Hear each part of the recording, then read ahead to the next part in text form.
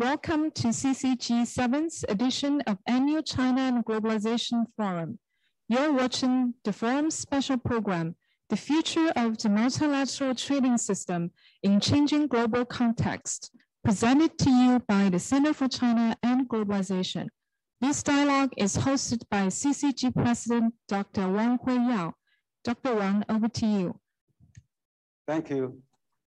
Good evening and good morning and also good afternoon, depends where you are. And we have our guests, one in the US, one in Europe. And so thank you for tuning in for our audience here in China and also in other parts of the world. You are watching CCG Special Dialogue, which is the multilateral trading system in global changing context, live from CCG head office. This is actually a part of a 7th annual China and Globalization Forum. And this year, CCG took the initiative to organize the discussion on the recovery of the global economy, trade and mobility, China-EU economic cooperation, global cooperation and the China New Development Plan, and also China's international communication. And also we had quite a bit of focus on the China-US relations on the webinar and also on the multilateral trading system. So tonight, this forum is really devoted to our multilateral trading system, but also globalization. So this forum actually achieved a great success. As a matter of fact, we have more than 400 distinguished guests taking part, including nearly 30 ambassadors, and over 50 senior diplomats, country heads of international trade groups and the chambers and the multinationals, represented from international organizations, nonprofit and government representatives, and also business leaders, scholars, and experts from academic and think tank community. So it's quite a annual forum that CCG organized. We're very pleased to organize this concluding webinar, which is one of the very important webinar tonight. So we already had 2 webinars in the previous 2 days. The first online webinar we had was John Thornton. He's the chair emeritus of book institutions and co-chair of Asia Society. And he is also Adam Posen, president of Peterson Institute, and also Ambassador Steve Roy, the former US ambassador to China, and also CCG advisor, the former Vice Minister Zhu Guangyao attended our first Sino-US webinar. And then yesterday we had a second webinar, which is focused on also China-US relation. We had the former acting Deputy Secretary of the State Department for Asia, Ms. Susan Thornton, but also with Ronnie Chen, the chair of Asia Society Hong Kong Center. So we are very pleased actually as our final webinar tonight. We have actually thrilled to have 2 distinguished guests to explore the global trade and globalization with us. So we have an honor to have invited Pascal Lamy and Wendy Cutler, also a good friend. I'd like to introduce Pascal Lamy. Pascal Lamy is the president of the Paris Peace Forum, which is a very well-known, well-established peace forum in Paris. It's running for, it's getting into its 4th year now. And he's also a coordinator of a Jacques Delors think tank, which include Paris, Berlin, and Brussels. He was the longest serving WTO Director General so far in the history of WTO, from 2005 to 2013. And between 1999 and 2004, he was the EU Trade Commissioner. And also, he began his career in the French civil service at Inspection General de France, the Finance, and also the Treasury. Then he became an advisor to the Finance Minister Jacques Delors, and subsequently to Prime Minister Pierre Mauroy. He served as a chief of staff to the EU President Jacques Delors between 1984 and 1999. So thank you, welcome. Pascal. Pascal also come to CCG Beijing office quite a few times. And I remember as early as 2019, you presented a speech at CCG on WTO reform and the multilateral trading system. And many CCG colleagues and experts from this field from China attended. And last year, you were also spoke at the CCG 6th Annual Forum on China and Globalization, and also gave a very good congratulatory remarks for the CCG Global Young Leaders Dialogue, which launched in last December. I would like also to introduce another well-known speaker tonight. Ms. Wendy Cutler is Vice President at Asia Society Policy Institute, and also the Managing Director of its Asia Society in Washington, DC office. And also in her roles, she focused on building SB's presence in the national's capital, on leading initiatives that address challenges related to trade, investment, and innovation, as well as women's empowerment as well in Asia. She joined SB following an impressive career of nearly 3 decades as a diplomat and a negotiator in the Office of U.S. Trade Representative, USTR, where she also served as an acting deputy U.S. Trade Representative. During her USTR career, she worked on a range of bilateral, regional, and multilateral trading negotiations and initiatives, including the U.S.-Korea Free Trade Agreement, the Trans-Pacific Partnership TPP, U.S.-China negotiations, and the WTO financial service negotiations. She has published a series of SB papers on Asian trade and also many other global multilateral trading issues. I also remember hosting Wendy, actually, when you come to CG in January 2018, which is quite a few years ago. And when CCG and SB jointly hosted the US-China Economic Relations Roundtable at that time. But also, again, later that year, we actually had joined your breakfast meeting at the Washington hosted by SB, and we had a very good discussion between our 2 think tanks. I remember the meeting you hosted in Washington. We had many well-known US experts, including the Catherine Chai, now the USTR, who also attended the CCG and the SB event in DC. So it's also, worth mentioning that back April last year, both Wendy and Lamy participated in the CCG webinar, the role of a WTO in global response to the COVID-19 pandemic. So a lot has actually happened and a lot of has changed then. So let's begin our discussion today.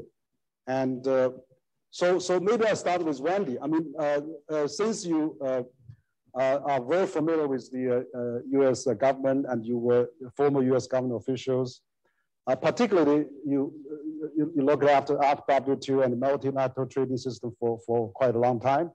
So what are the US priorities for the WTO reform and also the actually upcoming 12th ministerial conference? Perhaps you could start and then we have Pascal to start us again. Well, thank you.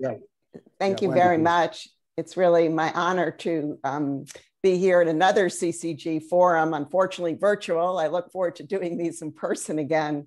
And it's really, I'm humbled to share the virtual stage with Pascal and me. It was so much experience and expertise in this area, as well as you, Dr. Wang. So I'm looking forward to a very robust discussion.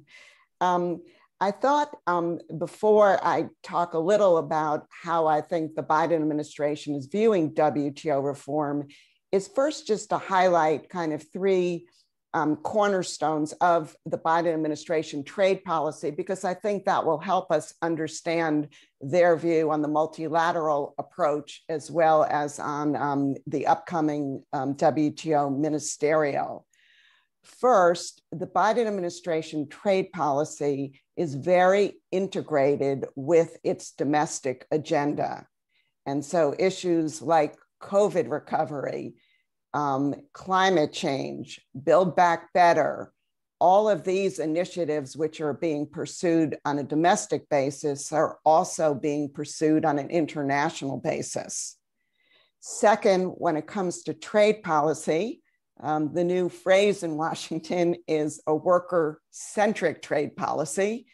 I get a lot of questions on what that actually means. So let me share my sense with you, but I would be the first to admit, I think it's a work in progress, and that how this policy kind of translates into concrete trade initiatives is still being developed. But what the basis for this policy is really rethinking US trade policy as one that needs to change in order to benefit the working class, the middle class, be responsive to their concerns and priorities, and use trade to really improve not only the number of jobs for US workers, but also to improve the quality of jobs. And again, not just US workers, but workers around the world. And to really use trade, the phrase that Ambassador Tai uses a lot is use trade as a force of good to really uplift the situation and livelihood of workers, as well as to promote more equality among workers, the middle class, et cetera. And the third kind of pillar of the Biden trade policy is to work with allies and partners. We just launched, for example, a Trade and Technology Council with the European Union, which for the purposes of today's discussion includes a working group on global trade challenges. But it also is centered on really being constructive and being engaged in international organizations, multilateral institutions, including the WTO. And so I think all three of these kind of pillars are relevant to today's discussion. And when it comes to the WTO, we did see some early moves by the Biden administration to really show that they're back in the WTO, including very quick endorsement of the new Director General, not even waiting for the confirmation of Ambassador Tai. But now we have a new Director General at the helm. I'm sure we'll be talking more about Dr. Ngozi. Second, the United States has been very constructively engaged in the WTO agenda. Just last week, for example, we joined the Services Domestic Regulation plurilateral talks. We have been active members of the fish subsidies negotiations. And of course, we are joined ranks with others in calling for a TRIPS waiver for COVID purposes. So I think that gives some indication of how engaged and committed we are. Now, that said, we still have not nominated nor confirmed an ambassador to Geneva, to the WTO. And a lot of our, let's just say, kind of statements on WTO reform have yet to be translated into actual proposals that we've put on the table. But I think that will happen in time. But I also think it's important that when we think about WTO reform and we think about the upcoming ministerial, this can't just be about the United States and what the United States is going to do. And are we conformed? And are we committed? And are we putting proposals on the table? In order for the WTO to move forward and for the ministerial to be successful, this is going to require contributions from all 164 members, as well as the major countries, major trading countries, including the Europe, China, and the United States. And with respect to China, I think that it's going to be important for China to kind of step up here and help move the WTO forward and update its rules. And in particular, I want to highlight the agenda in the WTO with respect to non-market economies. And I think this is an area looking forward where we will need to find a way to work together if the WTO is going to continue to be relevant. And I think there'll be a lot of interest in this agenda as we get closer to the 20th anniversary of China's accession to the WTO, which will take place later this year. Now, I know I've been talking for a long time. Let me just make a few comments then on the MC12, the ministerial conference coming up starting November 30th in Geneva. This will be the first ministerial, if I'm correct, for the WTO in 4 years. It will be the first ministerial that will be led by the new Director General Ngozi. And it's going to be a challenge given where we are with COVID now, particularly if in-person meetings cannot take place in the lead up to the ministerial, and if the ministerial is not an in-person event or a hybrid event. Because I think, as we all know, for concrete outcomes to come out of WTO meetings, in-person meetings, side conversations, talks between smaller groups of countries are really essential. And no matter how great our virtual platforms are, they are limited with respect to in my view, to be able to really negotiate the final issues which allow actual successful negotiations to reach their conclusion. The United States has been, I think, very cautious yet realistic about its objectives for the ministerial meeting. I think partially taking into account where we are with COVID now and the possibility of in-person meetings. But I also think it's important that we don't set high expectations and then don't meet them. I think it's not in the WTO's interest for any headline around this ministerial to use the word fail or not to have lived up to where it needs to be. And so I think that's why the United States has kind of put forward what it calls a targeted approach, calling for a successful conclusion to the fishery subsidies negotiations, but also calling for some kind of modest institutional reforms with respect to transparency, to dealing with the self-declaration LDC issue, developing country issue, and other institutional reforms. So let me stop there. I think there's a lot more to talk about, but hopefully I've touched some of the issues that will be subject to our conversation this evening. Okay, great. Thanks, Wendy. I think you have highlighted, of course, the importance of the WTO. I think that I'm very glad to see that Biden administration is now back to WTO, which you have illustrated, and also a quick approval of DJ since Biden took office. And also we see the DJ has also appointed 4 deputy DJ, and then we have 1 from US, 1 from China, 1 from EU, and so it's quite well represented now. I agree that we should really focus on the future of the WTO, because I think this pandemic is really, we need a world trade to reboot the global economy, particularly given the history, in previous time, the Second World War, all those financial crises, we need always international trade has been a big boost to the stability and global economy growth. So Pascal, you are the guru on WTO. You are the longest serving WTO DJ, and you know EU, China, and EU also a strong supporter of the multilateral system. I mean, US, as Trump has backed off for a while. Hopefully now Biden is coming again, but EU has been always there. China is also a strong supporter of the multilateral system now also.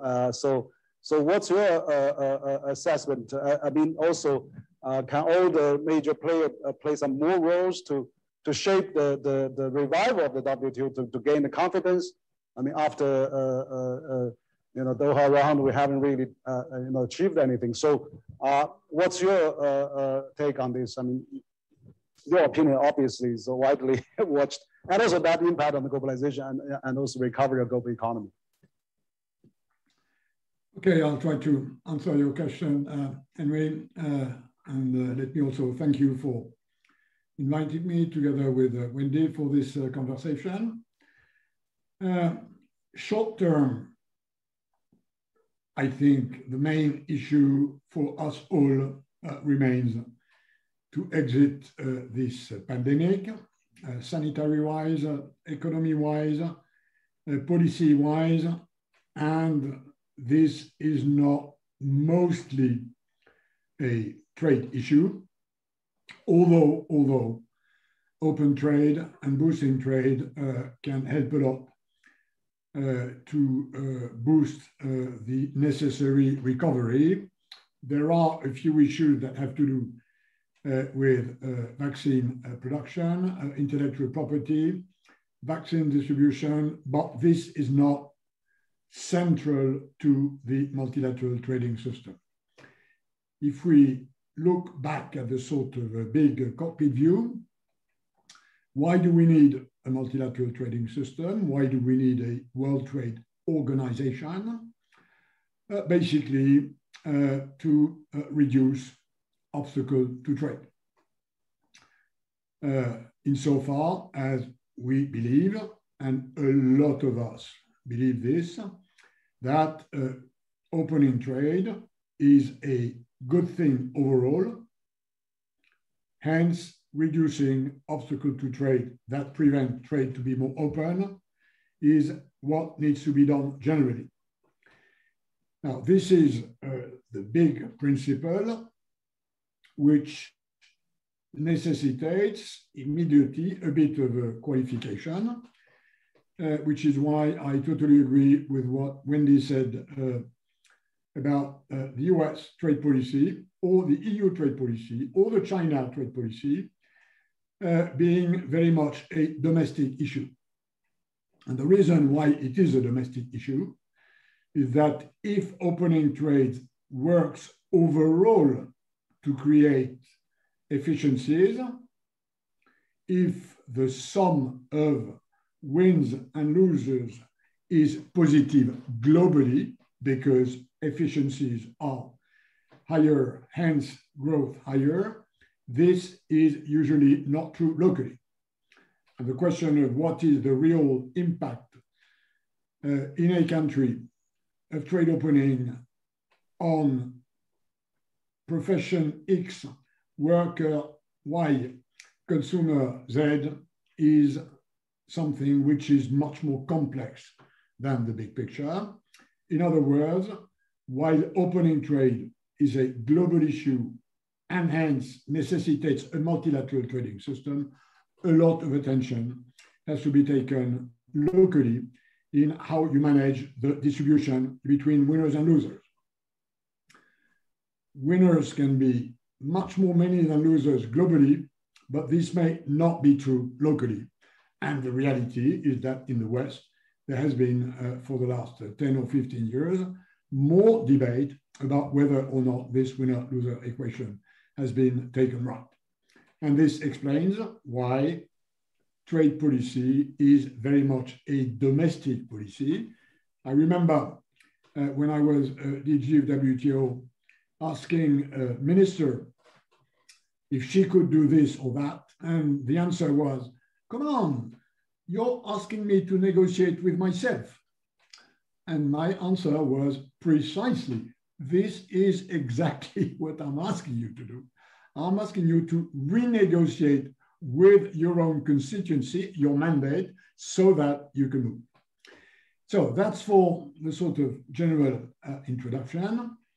The reality is that we have a relatively open world trading system that has worked for the last decades.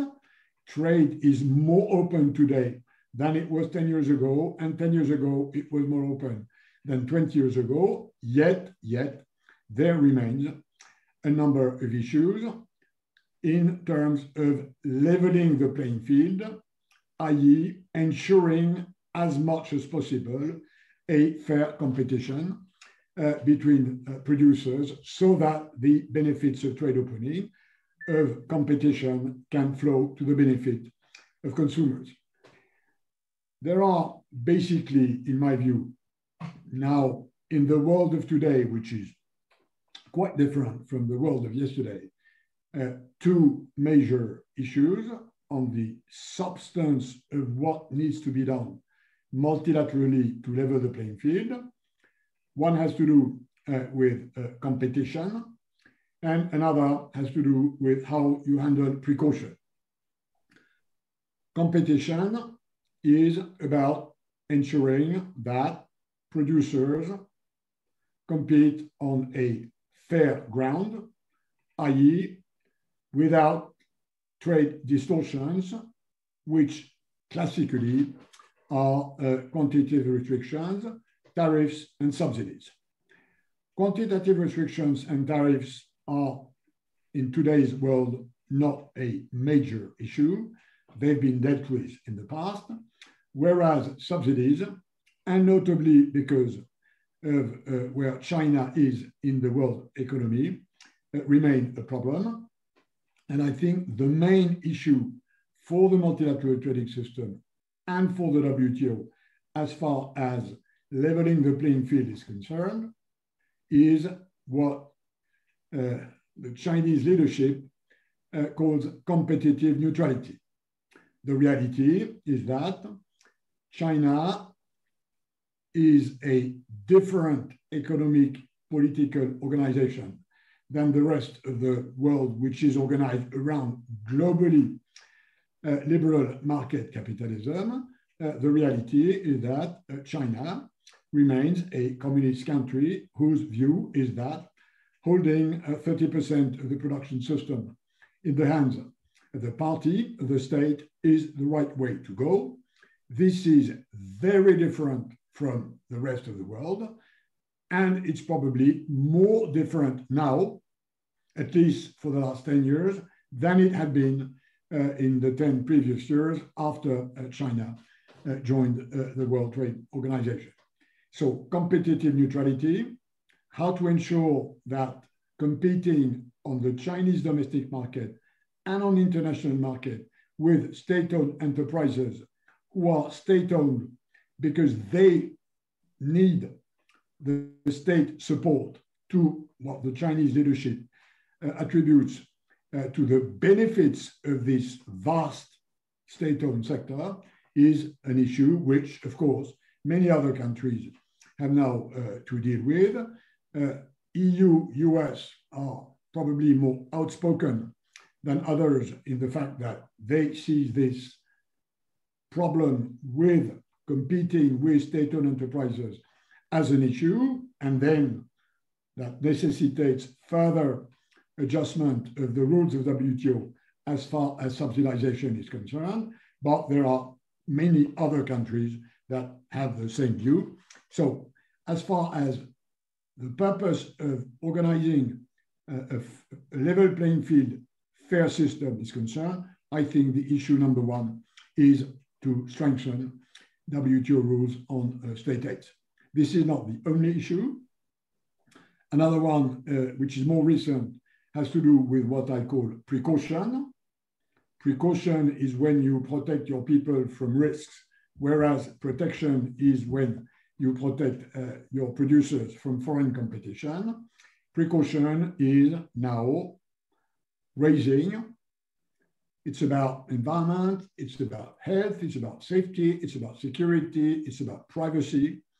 And this leads to a more fragmented, a more important part of regulation in the economy, and a regulation that is more fragmented, given that the way you protect your people from risks is very often correlated with ideology, with culture, with religion, with history.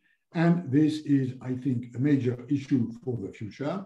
So this is what I see as the two main issues. Plus, and I'll finish this introduction to our discussion with an issue which is quite dear to my heart, which unfortunately, in my view, does not get the level of attention which it should from countries' negotiations and trade negotiators, which is the WTO itself as a process. I think the way the organization works needs a lot more attention, needs a lot of reform, because contrary to less a priori modern organization, the WTO as a machinery to legislate regulate globally is not what it should be for a number of reasons, which I think needs to be addressed. I won't expand on that, but I deeply believe that the machine room needs attention if we want the WTO to be able to be up to its task in the future. Over to you, Henry. Okay, great. Thank you, Pascal. Yeah, I think both you and Wendy has actually outlined your perspective on the WTO reform, and of course also you mentioned about the future roles and the shaping the WTO. So, but also mentioned about China as well. I think that China actually we just had recently about last month we organized the event discussion about China joining the WTO for the 20th anniversary. We had a formal China WTO chief negotiator, Minister Long Yong-tu, and also we had a former Vice Minister, the DDJ of WTO, Minister Yi Xiaozhen. Many other experts came and to CCG talked about that. What I think actually, for the WTO, which are, of course, trade has been greatly benefit China, but also the world. Like China, since China joined WTO, China's export to the world has increased 7 times, but China's buy-in to the world has increased 6 times also, and even more so on the service trade. So I think it's really multi-party win situation, whereas China's trade with developing countries has increased hugely, but also that China has contributed to 1/3 of the global GDP growth now. So I think the system, I agree with both of you said, this reform, this policy, it's also related with its domestic policy as well. China has been, lift 800 million people out of poverty and representing 70% of the cutting of the global poverty, 10 years ahead of the SDG agenda on poverty alleviation. So it shows that, the system probably in China also works for itself. Like Pascal mentioned about there's a SOE portion of that, but for any disaster relief, for lifting poverty and all those, the SOE has to be in the front and has to deliver many social responsibilities. So I think, this hybrid system that China has seems working for itself. But of course, I think you raised a very good point about competitive neutrality. I think that is also a concept that is being widely discussed in China as well. I think there could be room for the future improvement. Absolutely. I think that also, as Wendy knows well, that China also shows a great desire to join CPTPP now, which in that, Minister of Commerce has put forward the CPTPP agreement on ministry website. Here's the objective. Here's the standards that we need to look forward in the future. And then that's, I'm sure, Wendy, you helped to design many of that as well. So I think this is really a great discussion that we're having here. But what I want to raise another question is that I remember last year when we had this CCG webinar on multilateral trading system reform. Both you attended, and also including Alan Wolf, the then Deputy Director General of WTO, and quite a few other experts from China. We mentioned about WTO reform. There's a lack of leadership, and last year was really very obvious lack of leadership. But I think EU, China, but now US is back, and since WTO everything is on consensus, we need really strong leadership. So can really China, EU, and US, of course, to take really a great concerted efforts to really make WTO work. I mean, Wendy, you have written recently saying that maybe we could have a US, EU, China forum on the multilateral trade system. I think that is a great idea to pursue. But also, last time when we were discussing that, we were talking maybe Secretarial Office of WTO should play more role, like a WHO or many other organizations, where I think where member state probably is too many and too many rules that hard to make a decision. And also thirdly, we really need some low-hanging fruit to conclude. like this fishery subsidy discussion has been going on for so long. Maybe it's high time we conclude on that. But also, some of those low-hanging fruit, like plastic emission to the ocean, that WTO can do something. I remember I went to the WTO Public Reform in 2019. I gave a talk there on this initiative. I think both EU and Chinese WTO ambassador were there, very supportive, and many other countries too. So maybe, but also, digital economy, other, labor, trade, investment, facilitation, liberalization of the investment. So those new things I think we could probably push forward.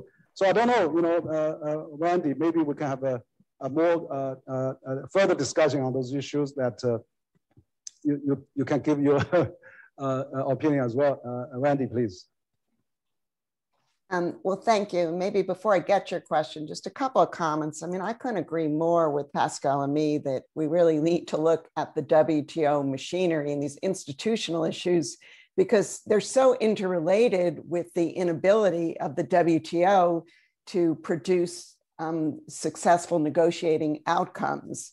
And so, the approach that the WTO followed for its early years with respect to needing consensus to arrive at decisions, to focus on this MFN principle that all benefits from a negotiation should be applicable to all members, and the issue of, frankly, LDC self-selection.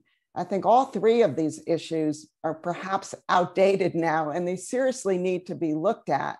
And, Henry, you mentioned the fish subsidies negotiation.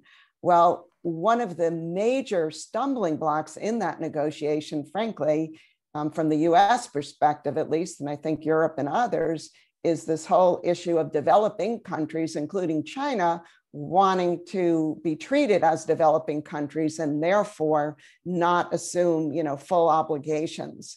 And so I just wanted to make the link between these institutional issues, which sound very kind of wonky.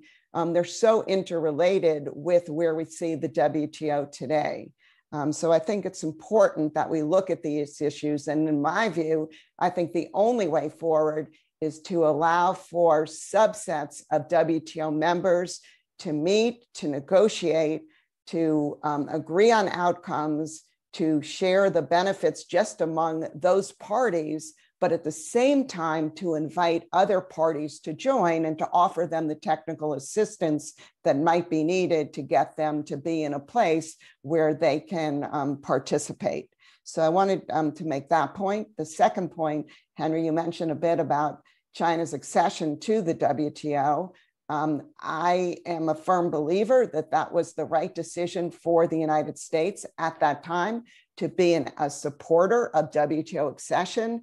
And when I look at the important legal and regulatory changes that China made at that time, how it opened and reformed its economy, how it became, as you mentioned, kind of a global trade force, and it's brought benefits to the international trading environment. I don't disagree with any of that, but I also think now when we, here we are in 2021, changes need to be made, updates need to be made if indeed this system can be credible and can continue to function as a major force in the WTO rule-making process. When China joined the WTO, I don't think there was any expectation that that there wouldn't be updates to the WTO rules. In fact, there was a new round that was launched at that time under the leadership of Pascal Lamy, and I think the expectation was that rules would be updated, there'd be new market access commitments, we would continue to update the subsidies rules or introduce rules on state-owned enterprises. But we all know the history, none of that's happened. So here we are, and the status quo on these issues just doesn't work anymore. So looking ahead, again, I think it's critical that China join others that want to see some changes in these rules to better reflect and govern the types of trade practices that China and frankly, some other countries as well are pursuing in 2021, looking to the future. Now, with respect to your question, where can China and the US and frankly the EU and other major countries, where can we cooperate when we look at this WTO agenda? Where can we collaborate, or where do our interests align? There are some areas. I think number one, fish subsidies is an area where we should be working together. I think it's very important that an agreement be reached on fish subsidies for the WTO's credibility. That's going to almost be the litmus test for MC12. If there's not a fisheries subsidies negotiation, then I think the headline's going to be, the WTO can no longer produce negotiated agreements. But I think here we need to have an honest discussion about the special and differential exceptions.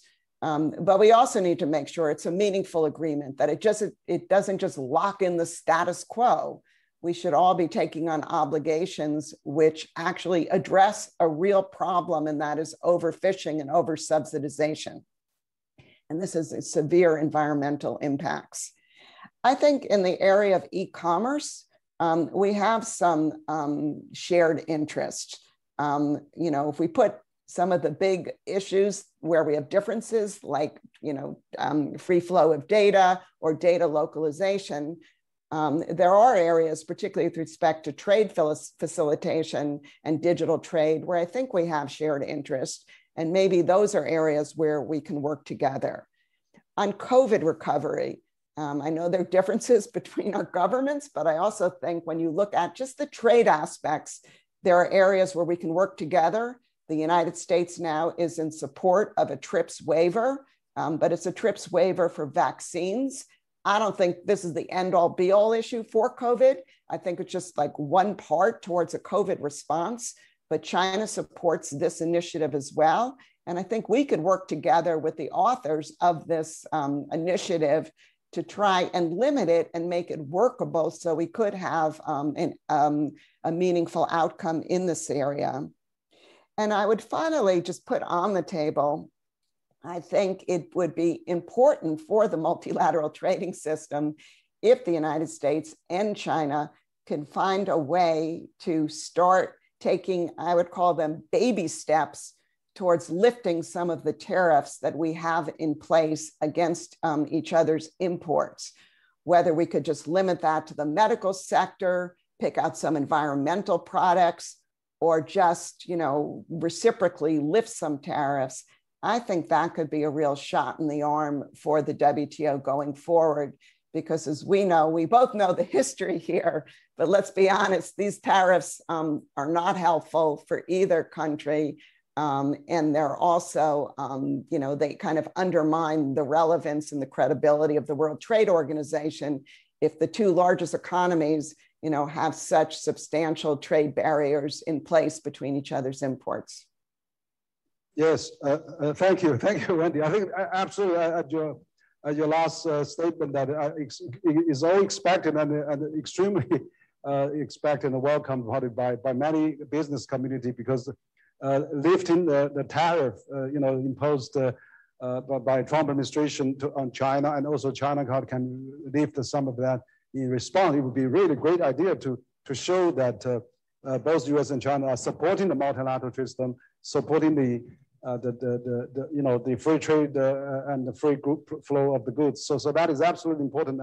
I totally agree with you. I think that is really what we need. And also, and on the other issues, I think we probably really need to get coordination of the major trading powers like US, China, and the EU. So Pascal, I mean, you are the, have been spending so many years at WTO managing that organization. And also, of course, what do you think about this appellate bodies thing? We still haven't got that fixed. And also, of course, I mean, just now Wendy mentioned about this patent. For the COVID-19 to get really lifted, we probably, China and the US agreed that maybe patent can be the intellectual property. Probably we won't protect that too much could be one of the efforts to solve the issue. And of course, also, I know that EU has proposed the carbon bordering issues on those areas. So perhaps you could elaborate, including the comment that question we raised before. Pascal, please. Yeah, thanks. Let me touch on a few of these points, while generally very much agreeing with the points which Wendy has made. First, on this issue of China joining WTO, and this will come back when the 20th anniversary will appear on the horizon. As you know, there's now a narrative in the West that accepting China in the WTO was a mistake, and that those who did that, and I rank among them, were stupid enough to be cheated by China. This is absolutely wrong. You've yourself, Henry, said, and I totally agree with that, that you just have to look at the numbers. When China joined WTO, its external trade surplus was around 10% of GNP. It's now around 0, maybe 1%. Now, how do you move from 10% of your GNP external surplus to 0 or 1%? There's only one way to do that, which is to import more than you export. And this is what has happened. And this is the answer. China's joining WTO was a big contribution to the world economy. So number-wise, it has worked. That's not the problem. That's not the point. Where there is a problem, which I think we have to recognize looking back 20 years ago when this deal was done, is that the assumption at the time, and I remember my conversations for closing the deal between China and the European Union with Premier Zhu Rongji, who I think is no secret was a reformist. The assumption was that as time would go, long term, China would converge with the dominant global market liberal system. And this is what did not happen, or more precisely, it happened roughly during the first 10 years of China joining WTO, and then in the next 10 years, which are the ones of the last decade, China diverged from this convergence road, which had started with Deng Xiaoping deciding China would rejoin the world economy. And this is where we have a problem. I think the real problem with WTO versus China, or China versus WTO, is that China professes an exceptionalism as compared to global market capitalism, which then creates issues in terms of competition. This is why we need better, more precise rules on what we Europeans call state aids. And we Europeans know this problem. When the common market was created in the 1950s, part of our economies were still more nationalized than others. And the deal that was done at the time, notably between Germany and France had 30% of its economy nationalized. Germany had 5%.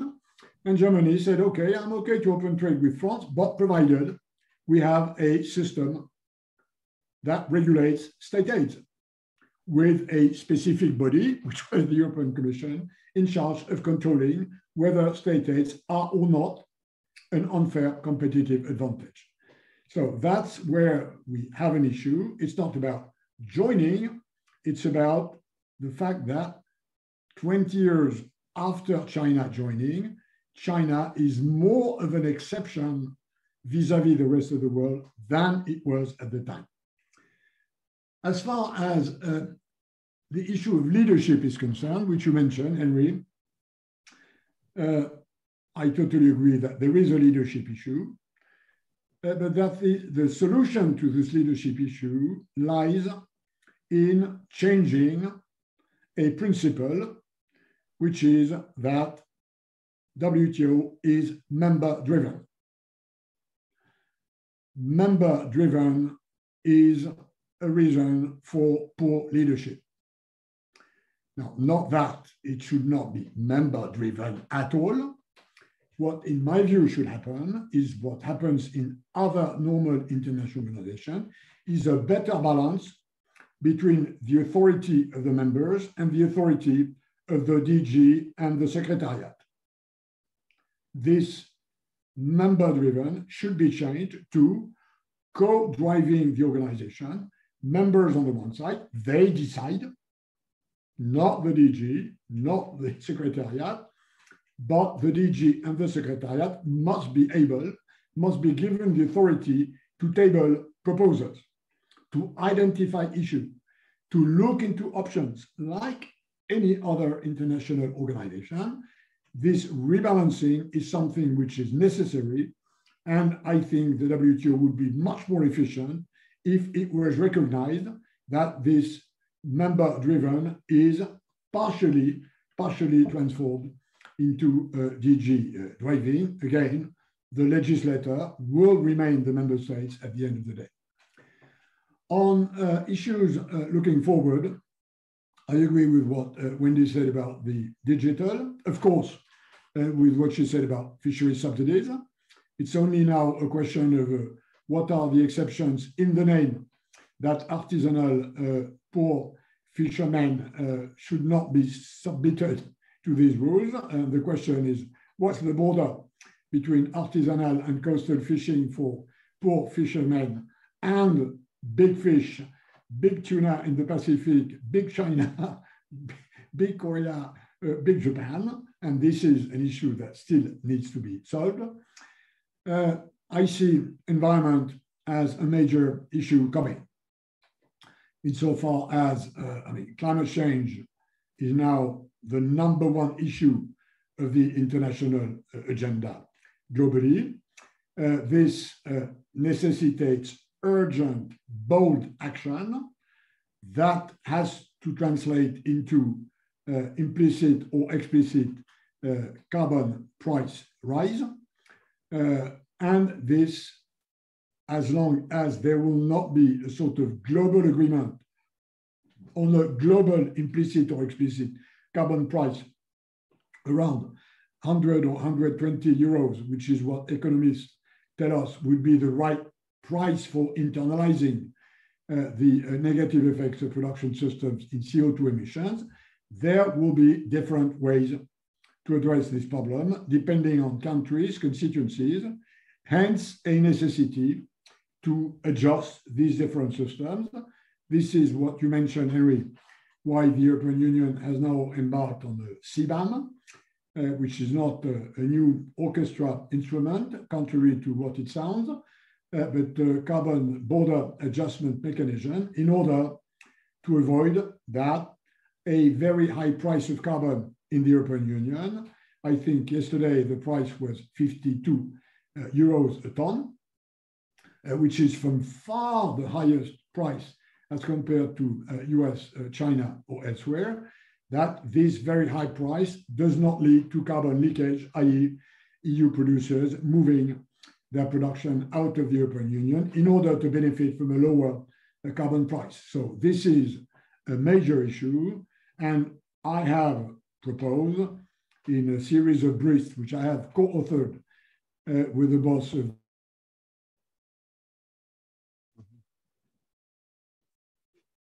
Yes. That would allow countries having different views on how to increase carbon price, whether it's through tax, whether it's through permit emission exchanges, whether it's about regulations, to compare the way they progress in order to smooth the inevitable trade friction that differentiated carbon pricing in different countries will lead. On TRIPS and COVID, I basically agree with what Wendy said. My own view, for what it's worth, is that there are already sanitary exceptions in the TRIPS agreement that provide for compulsory licensing in case of health emergency. We have a clear case of health emergency. What needs to be done is to make sure that the existing compulsory licensing systems work, whereas some view that it doesn't work quick enough. I think it's not a question of overhauling the TRIPS agreement. It's a question of looking at how these exceptions, which are already provided, there are already waivers to intellectual property in the TRIPS agreement in case of health emergency. The question is, do these processes, as they are structured in the TRIPS agreement, allow for quick implementation of these compulsory licensing, whether for domestic production or whether for imports? And finally, on your question about the appellate body, Henry, there is a structural problem and there is a more easy to fix problem. The structural problem takes us back to the issue of whether WTO is able to adjust, to reform, and to adopt new updated rules.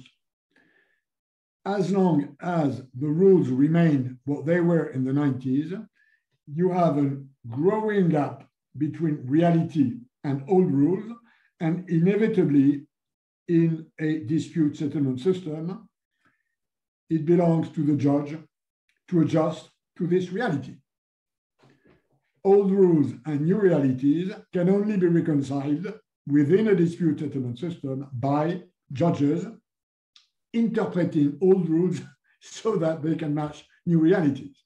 So the real solution to fix the problem of whether or not the dispute settlement engages in judicial activism is to restart, reboot, rework the rules-making system so that the gap between reality and rules is narrowed. This will leave much less room to judicial activism or pretended judicial activism.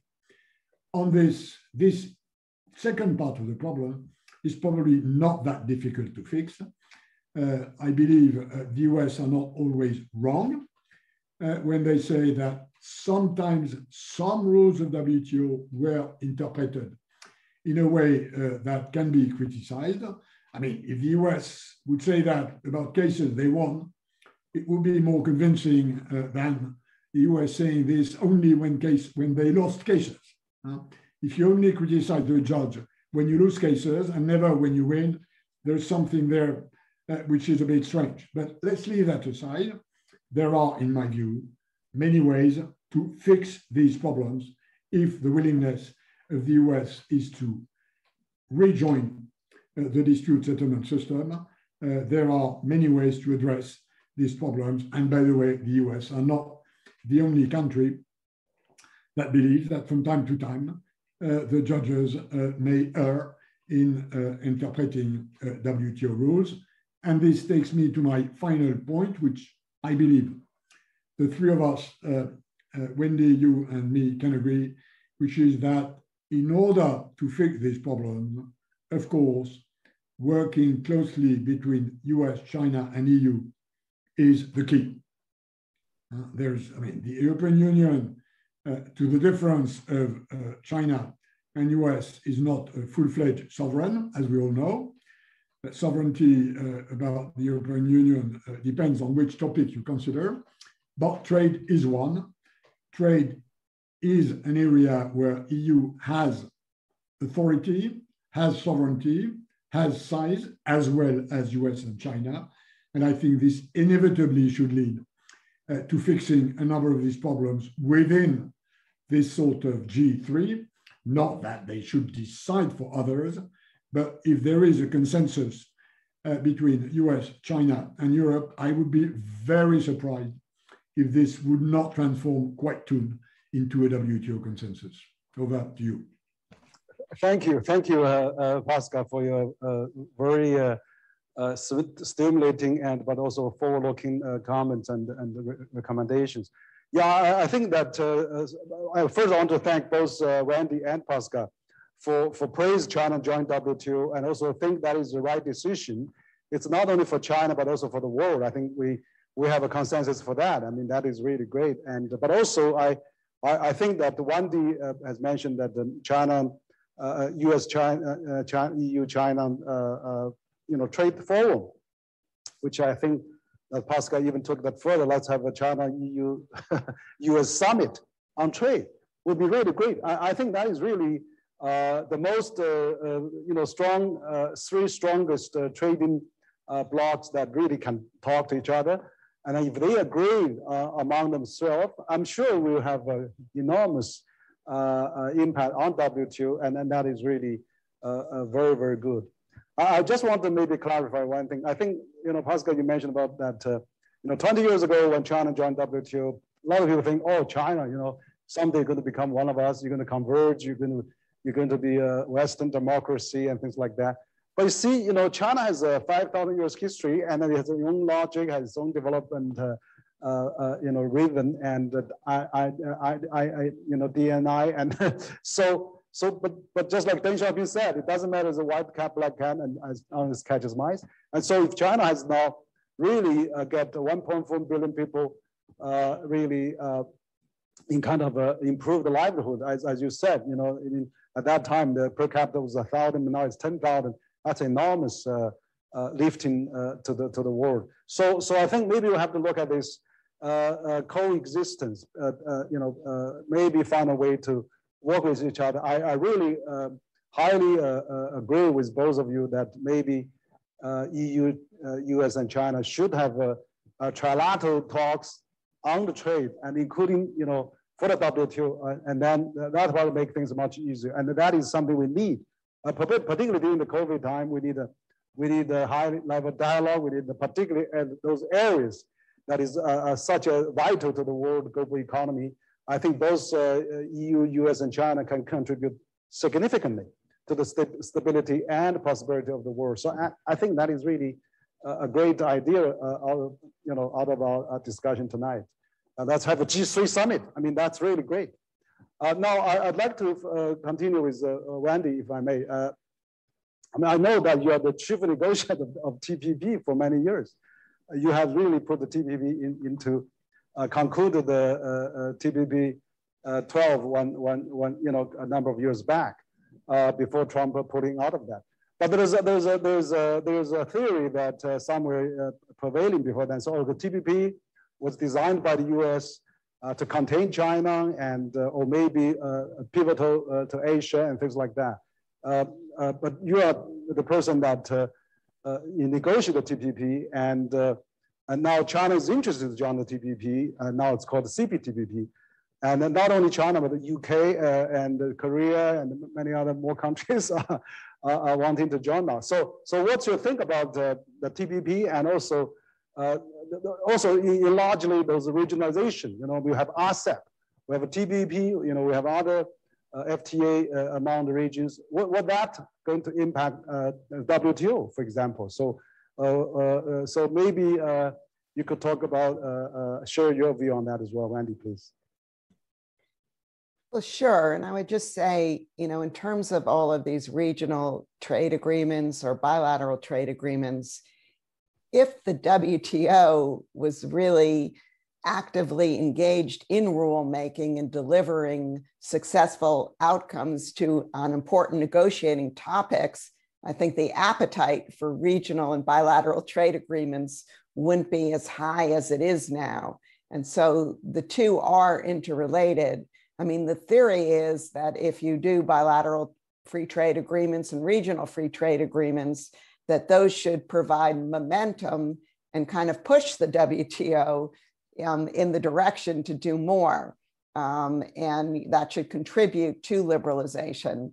I think maybe it's not playing out that way, but in my mind, if within the next year at this ministerial, if the WTO isn't successful in delivering some meaningful outcomes and getting itself back on the map, that you're going to see more and more of trade move toward, to regional and bilateral trade agreements.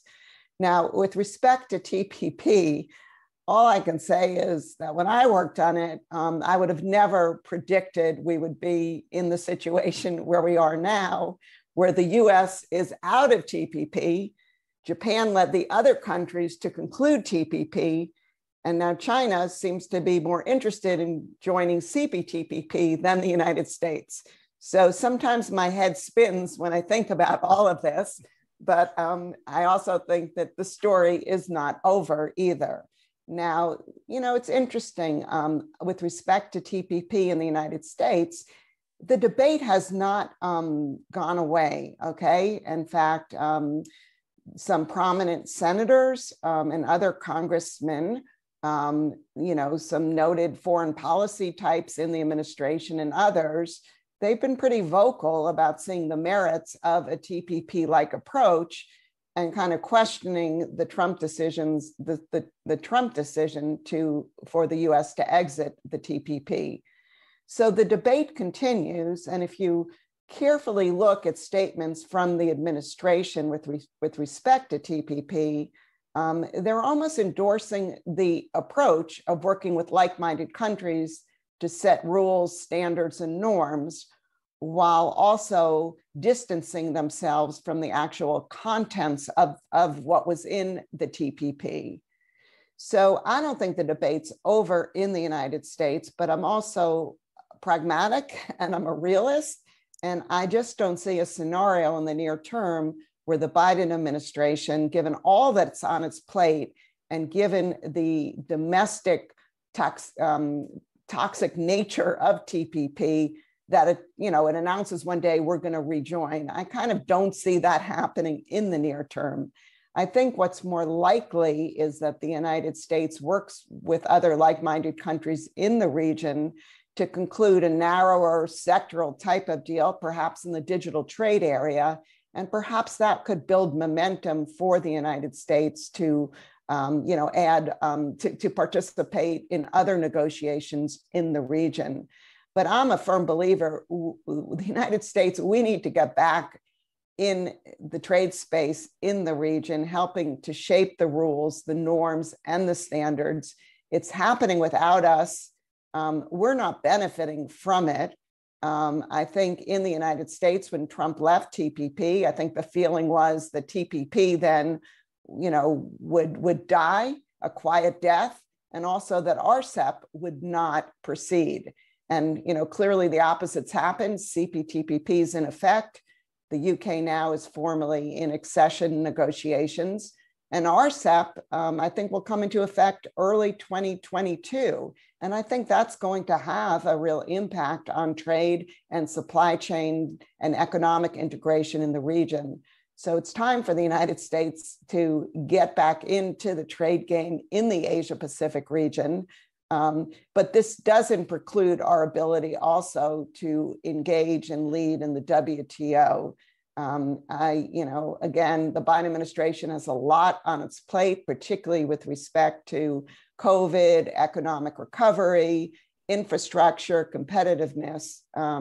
But if we lose the opportunity to engage on trade in the region, it's something I think we might look back on as being a major mistake, and something that when we're ready to come back, it will be such a different Asia, and our ability to be a real player and to influence the rules, norms, and standards will be minimized. Okay, thank you, Wendy, for your comment on that. And I agree that U.S. needs to be back on more on those regional trade, even digital. It's better than not coming back. So, Pascal, I mean, you used to be the European Commissioner for Trade as well. I mean, you know that recently China and the EU, I mean, last year, at the end of last year, China and the EU have signed this comprehensive investment treaty between the two parties. And somehow, this has been slowed down again. But actually, the European business is still very bullish in China. We have seen the numbers, surveys coming from EU Chamber of Commerce. We see actually European investment in China is increasing. We see that all the auto sector, or maybe pharmaceutical sector, or even in aerospace, they do more business in China than their own countries now. So So what do you see the prospect of China-EU business? I mean, you know, that is really great. Also, another question I want to pose to you is you are the president of Paris Peace Forum, and the Paris Peace Forum is really a great multilateral global governance platform, and now you have been spending a lot of efforts on that. But I see you actually leading a lot of discussion with WTO Director General, WHO Director General, you know, quite a few rounds on that already. So, so what do you think about the Paris Peace Forum can promote the future globalization, you know, in those areas? Pascal, please. I'll answer these questions. Let me come back 1 minute to the point you made about China as a different system. Okay. And to say that I agree with that. I agree that those who thought 20 years ago that China would converge with the dominant system in the world, at least economically, let's leave aside the political regime, were not right. So the name of the game is not about convergence anymore, it's about coexistence. This is what we have to do. We have to better organize the coexistence of a specific China with the rest of the system. It's not about regime change. It's not about the rest of the world telling China, change your doctrine, shrink your state-owned sector, because a state-owned sector is not good for China, which personally I believe, but that's for the Chinese to decide. So whatever decision the Chinese leadership and people take on how they organize their economy, this is their business. But once the Chinese sovereignly decide they want to have 30% of their economy under state control because these companies have to be supported by the state, then you need to accept that others do not proceed the same way and that there has to be disciplines on state aid. So again, it's not about telling China how it should run this business. Once China decides it has a massive part of its economy under party and state control, this is a competitive disadvantage for others, which needs to be fixed. So it's not a political issue, it's an issue of you run your economy the way you want to run it, but this should not put the others at a comparative disadvantage, hence the importance of this competitive neutrality, whether on the Chinese domestic market or when others compete with Chinese businesses in international markets. On TPP, I very much agree that the TPP is the best in class for the moment. If you look at what is the most modern way to address both what I called protectionism and precautionism, including all these trade and environment, trade and health, trade and safety, trade and so on, the TPP is the best benchmark on the market. The paradox being that it's a creation of the US. The whole software of the Trans-Pacific Partnership is a US software that coincides with the way the US see the world, with the way the EU see manufacturing, services, intellectual property. It's incredibly US-minded.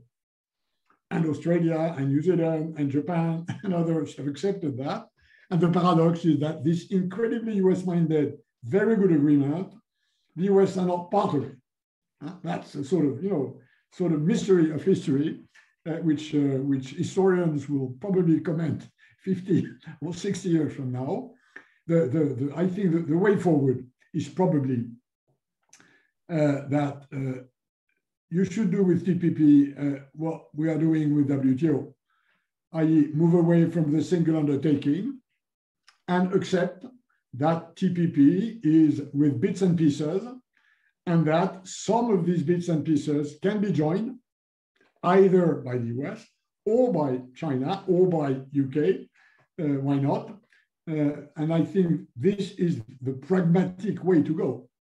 But it remains that it is a lead agreement, especially, by the way, if you compare it to RCEP. RCEP is very much a sort of old-style agreement that deals mostly with manufacturers, tariffs, and quantitative restrictions. It's a large agreement, and hence its importance, but it's much shallower in terms of discipline on how you run your economy in order to benefit from open trade than the TPP. As far as the EU-China investment agreement, I remember what was signed at the end of last year between US and China was not a trade agreement. It was an investment agreement that basically allowed the EU to catch up on what the US had gotten from China in terms of openness for investing in China. You're absolutely right. For the moment, this will not be ratified by the European Parliament because of sanctions and retaliations on sanctions about Uyghurs, Hong Kong, and so on. Again, on this, let's be pragmatic. Nothing prevents both China and the EU to effectively implement this agreement without this agreement being ratified. If we are serious about the fact that there are benefits on both sides, it will not be ratified, so it will not be legally binding as a treaty should be legally binding, but nothing prevents both sides to move in reality towards the content of this agreement. And this, I think, this is, the way to go. On your last question about the Paris Peace Forum, Henry, the Paris Peace Forum, of course, is not a trade forum, and it's probably not fit to be a trade forum because, the Paris Peace Forum is about getting things done. It's about getting projects done. It's about moving global cooperation into new areas by new stakeholders, whereas a multilateral trading system is still something that has to do a lot with regulation. And the Paris Peace Forum is about cooperation between non-state-driven, non-sovereign partners like NGOs, like big businesses, like big academic institutions, like big cities, whereas trade is still regulated by sovereigns. So this is not where we have, as a Paris Peace Forum, a big comparative advantage, but what we can do is mix like what we do in order to try and address this looming, if not already there, vaccine apartheid between North and South on this planet, which I personally believe is a dramatic development that will slow the exit of this economic crisis stemming from a sanitary crisis for 1 or 2 more years, which I believe is a dramatic development. And what we are trying together, as you said, Henry, with the World Bank, with the IMF, who's taking a leading role in trying to address this issue of a better North-South production and distribution of vaccines, including, of course, with WTO and WHO. This sort of 4 people, David Malpass, Kristalina Georgieva, Ngozi, and Dr. Tedros, are the ones we are trying within the Paris Peace Forum to push to cooperate, including in trying to get from the next G20 commitments about more production and more distribution of existing non-use vaccines which I believe is really a major issue, which we have to address extremely rapidly, short of which I believe a sort of new North-South fracture will divide this world, and we will see the consequences of that in major negotiations like the one who are being prepared for Glasgow on climate change, for instance. So I think this is a big problem. Not that our trade issues are not important, but for the moment, there is something more important, which is this vaccine production and distribution, which is a major economic issue. Over to you. Okay, thank you. Thank you, Pascal.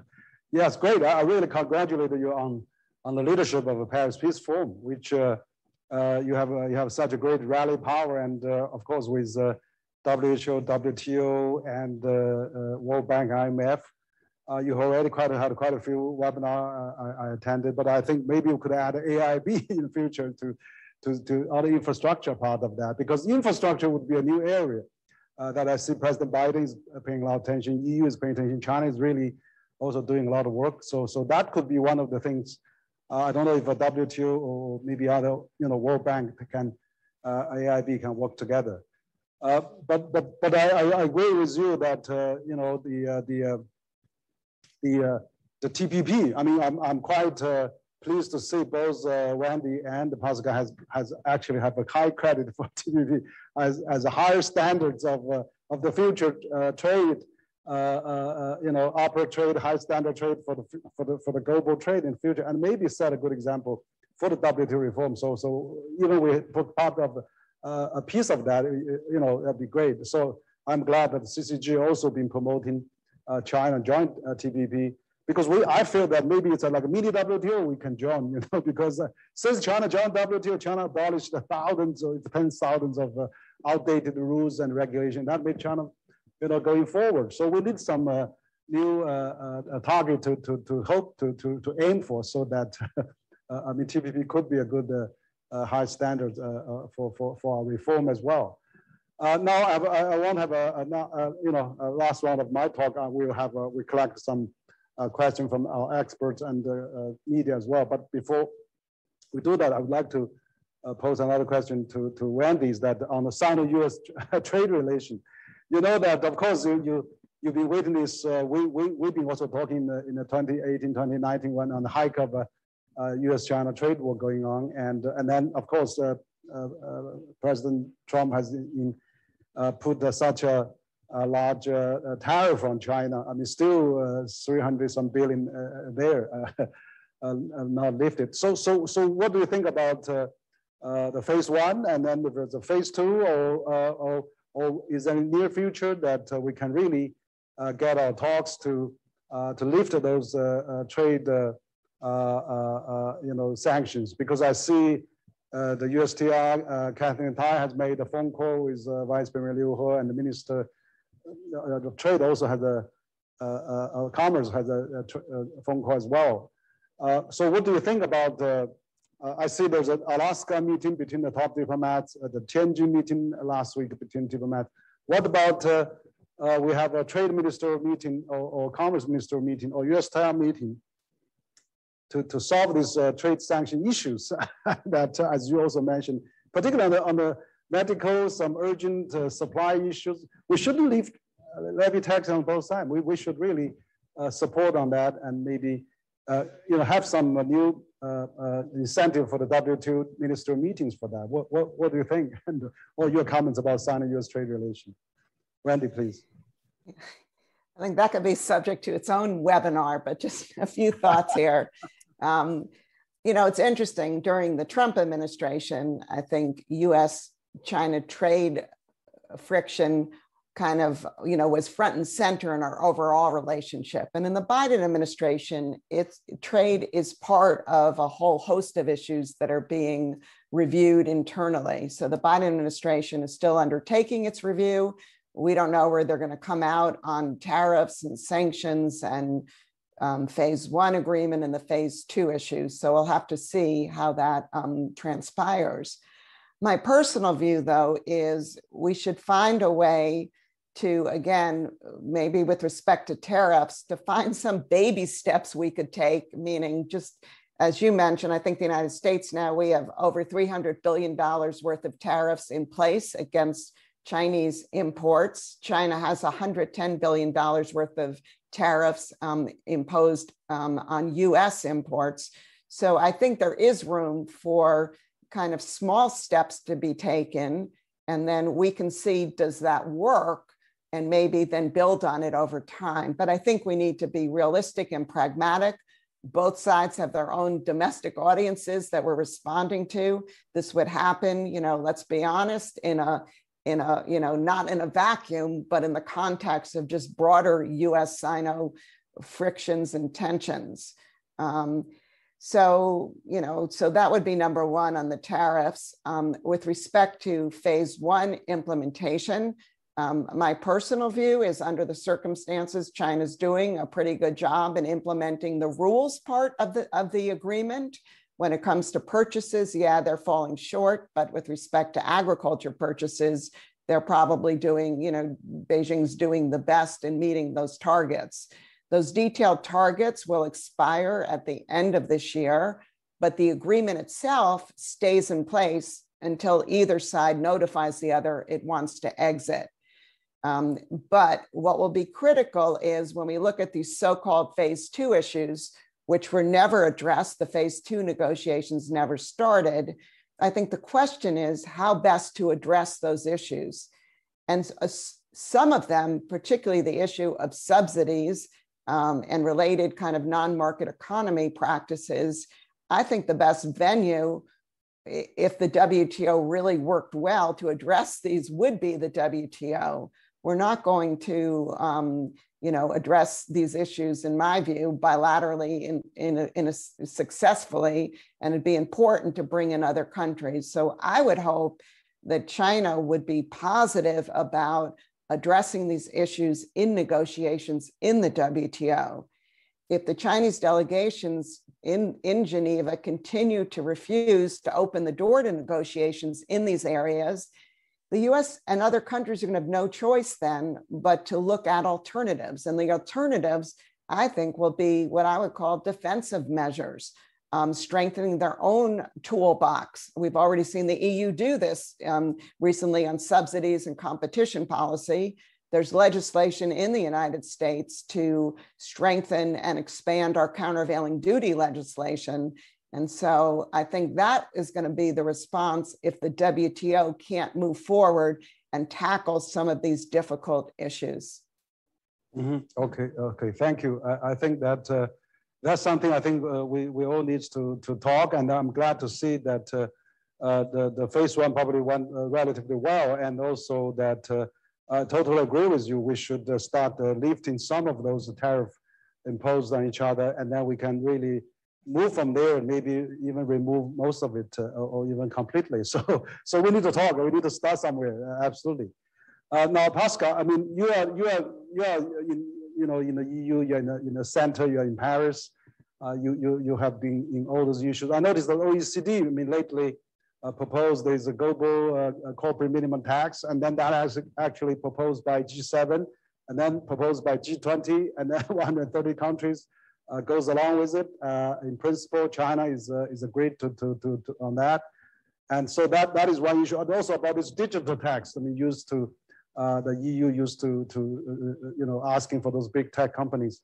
So what about those issues? I don't know if you're still on top of those issues. Maybe you can share on that of the EU perspective on that as well. I think I mean these are the area of global taxation for multinational companies is one of the very rare good news we've had for the last years in terms of international cooperation, which, generally speaking, has been pretty immobile. There are very, very few issues where we can see progress in international cooperation. This is one, and we owe it mostly to the Biden administration. these issues about avoiding multinational corporations to practice what diplomats kindly define as excessive tax harmonization. And I love this way they have of calling this excessive tax optimization. I think this is an area where we've had progress. We owe it mostly to the Biden administration, and this is good news. And it simply stems from the fact that the importance and the growth of these multinational companies, including in the digital sector, where they are making hundreds and hundreds of billions of profit without paying taxes, is something that has become unsustainable for political reasons everywhere. But to be frank, Henry, this is an exception. And we need much more than that, especially in trying to move out of this COVID crisis. We need much more than that to re-dynamize international cooperation. I think the G20 is the available space to do that, not that it is a full-fledged institution, not that the G20 members have the legitimacy to speak for the rest of the world, but this is the place where I think we should focus our minds, including, by the way, and on this I very much agree, to translate into general terms what Wendy has just said about fixing the US-China trade frictions and tariffs. I think the most urgent thing is to try and devise for the next Italian G20, apart from what I've said on vaccines, a few low-hanging fruit that would not be too difficult to address and that would signal a relaunch of international negotiations and cooperation on trade. I think what we need for the moment is to defreeze this US-China EU triangle in order to move things forward. And I agree with Wendy that the most obvious area to do that, which is not a major trade problem, but which has become a symbol of whether the WTO can decide and move forward, is this fisheries subsidies, which is a low-hanging, if not fruit, fish, at least fruit, which I think we really should focus on. And on this, to be frank, we need China to engage. China, fishing-wise, is not anymore a developing country. I know that for reasons and principle, China will not recognize this. And this is not about China recognizing a big principle. It's about China accepting to join a system of disciplines, which I think is really needed to preserve the fish resources for the future. And it's as much an environment as a trade problem. So if China still has trade problems with the West, please, China, look at this with environmental glasses. Okay, thank you, Pascal. I think I think that you talk about China as a developing country. China actually, the per capita wise, still pretty relatively low compared with all the developing countries, or developed countries. But as a matter of fact, China, even though they are, because they are in line with many developing countries, they didn't really enjoy the developing country benefit in terms of the WTO. So they have foregone a lot of that benefit already. So I think that is something that maybe term-wise, we can think about that. But I don't think it was really a substantive issue there probably. But anyway, we are coming to the final online question part. We're going to conclude probably soon. But as a matter of fact, my staff told me we have about almost 400,000 viewers watching us online, and those in China and outside. And so you're really getting a lot of attention. I have some online question collected. Actually, I have a question from Professor Tu Xinquan. He's a CCG non-resident senior fellow, and he's the Dean and Professor of China Institute for WTO Studies at the University of International Business and Economics. He has a question. He said, we expect the Biden administration, which pays more attention to the multilateral system, would support the restoration of the operation of the WTO appellate body. However, a little difference has been seen in the attitudes of the Biden administration compared with the Trump era. Is the US going to completely abolish the appellate body, or is it using as a leverage to obtain specific policy objectives such as more free use of anti-dumping and countervailing rules? So he has another question related with the fishery discussions. He said, hopes are high on negotiating on the fishery subsidies at the 12th WTO Ministerial Conference. But that said, the US recently proposed to add the issue of forced labor in the negotiations. Does this signal US intention of making more difficult of the success negotiation, or use it as a concession to obtain concession from other countries? So that's from Professor Tu. But I also have some question from the media, like from the China Daily. What is the biggest challenge for international trade in the context of COVID-19? How should we, tackle that? And also from CPPCC Daily, China's Political Consultative Conference Daily.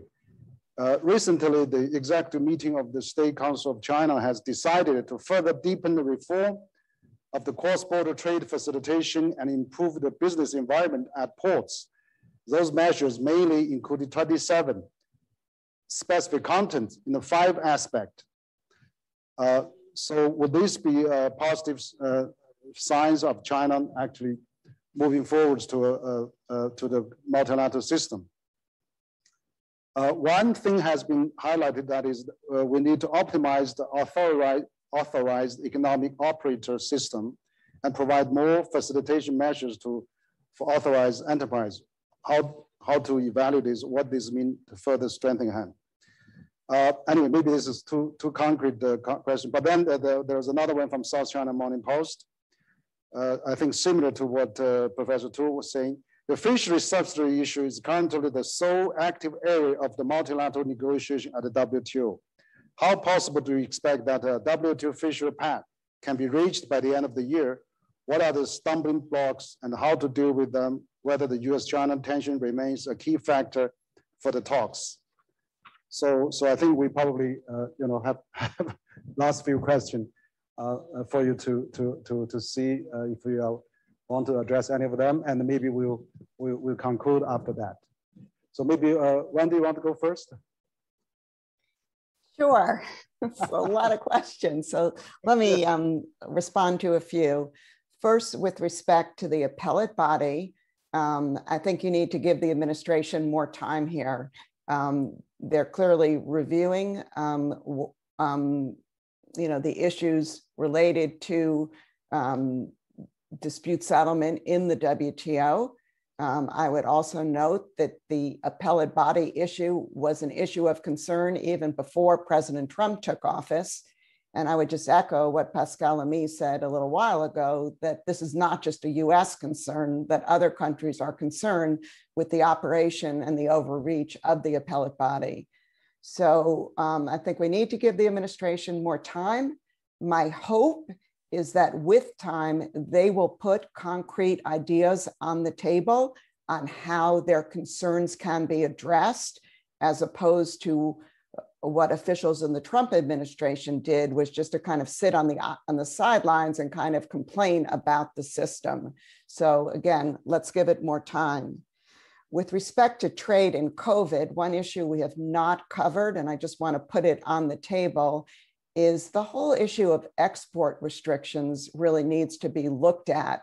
The WTO rightly allows for export restrictions to be imposed, but there are certain principles, including these measures should be temporary and they should be transparent. And if you look at the recent study coming out of St. Gallen University, they closely catalog all the restrictions that are put on medical related goods, medicines, as well as food. And I think they noted like hundreds of measures now have been in place for over 1 year. So I think that is an area where more discussion and kind of more focus, more transparency should be put on to make sure once these restrictions are put in place, that they don't remain in place forever. Finally, on the fisheries negotiations, I'm hopeful that that will be a concrete outcome of the ministerial meeting in November, but this is not a given. There's a lot of work still to be done.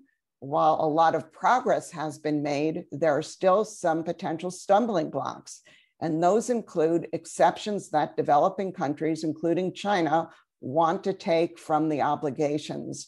And so the WTO is in a summer break now. They'll have 3 months to continue negotiations in this area.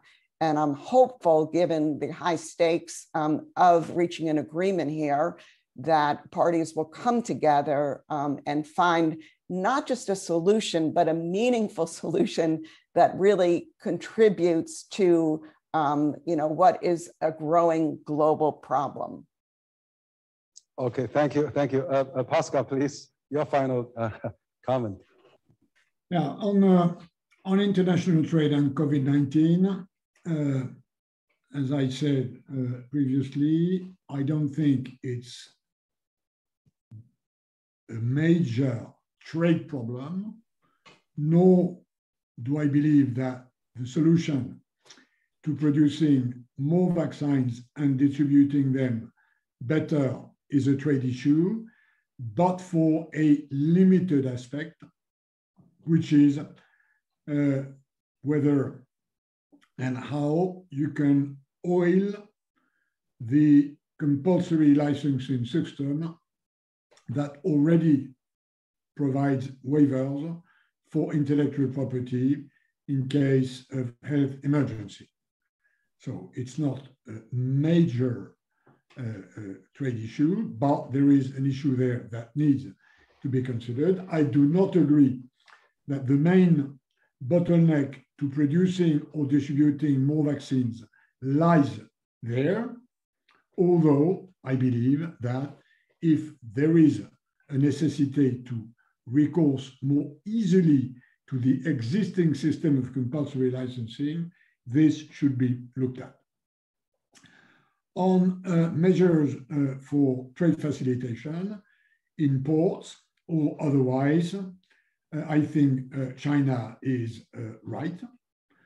There still remains, although we have a trade facilitation agreement since the end of 2013, and I remember that because it took us 4 years to cook it in the WTO at the time, whereas there are obvious huge potential for trade facilitation in digitalization of trade procedures, imports, export certificates, import licensing, proof of origin. The digital technology can help a lot. There still is a handicap for notably small businesses.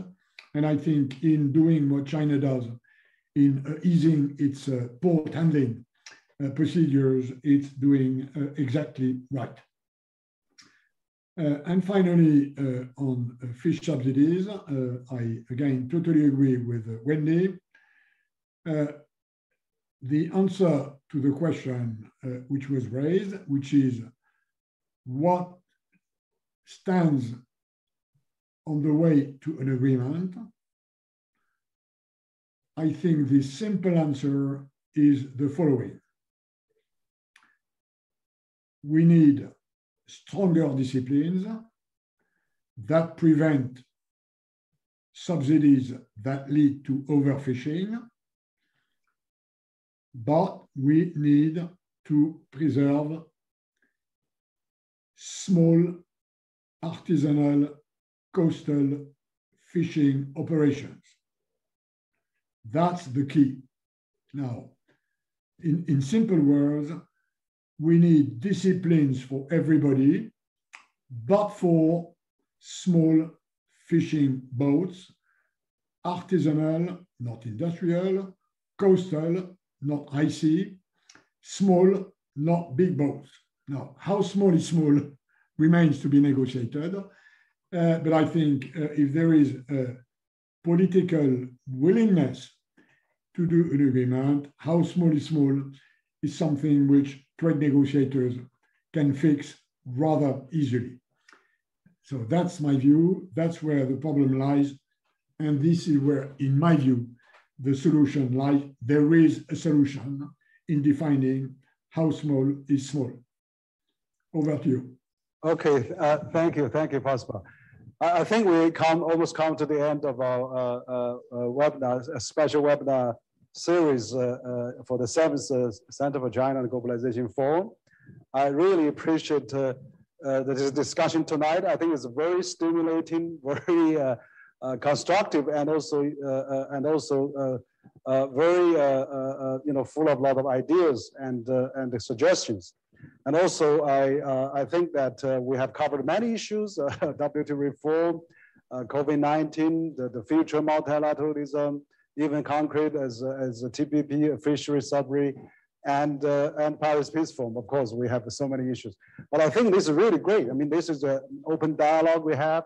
It's really a frank discussion, and also it's very good to stimulating more thoughts.